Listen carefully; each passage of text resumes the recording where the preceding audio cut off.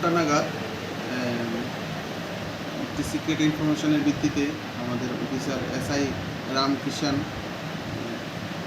রামকিষান অ্যালুমিন staff এবং অন্যান্য অফিসারও ছিলেন। তো আমরা ওই কালাপানিয়া আক্রমণ টু মেলাগড় রোড একটা গাড়ি আমরা তল্লাশি করি। গাড়িতে আমরা কোনো ড্রাইভার অথবা কো ড্রাইভার কাউকে পাইনি।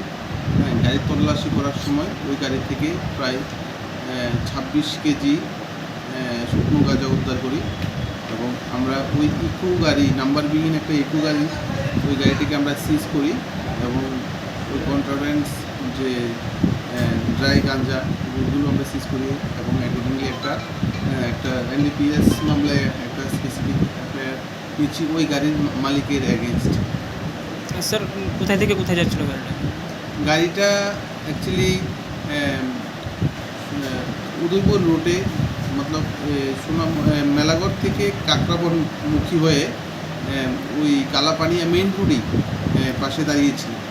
স্যার এটা কি মানে দাঁড়ানো অবস্থায় ছিল নাকি রানিং অবস্থায় ছিল? না, দাঁড়ানো অবস্থায় ছিল। কারোকে আটক করা হয়েছে স্যার? না, পুলিশের গাড়ি দেখে দুজন লোক ছিল গাড়িতে, ওই দুজন লোক পুলিশকে গাড়ি দেখে ওখান থেকে পালিয়ে যায়।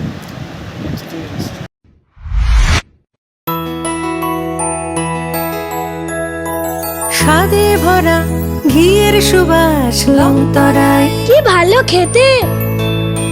শুদ্ধ ঘিয়ের আবেশ ভরা লংতরায়, অপূর্ব সুগন্ধ, পুষ্টি ভরা ঘিয়ের খাবার, কাওয়া ঘি প্রিয় সবার লংতরায়। একেই বলে বিশুদ্ধ ঘি।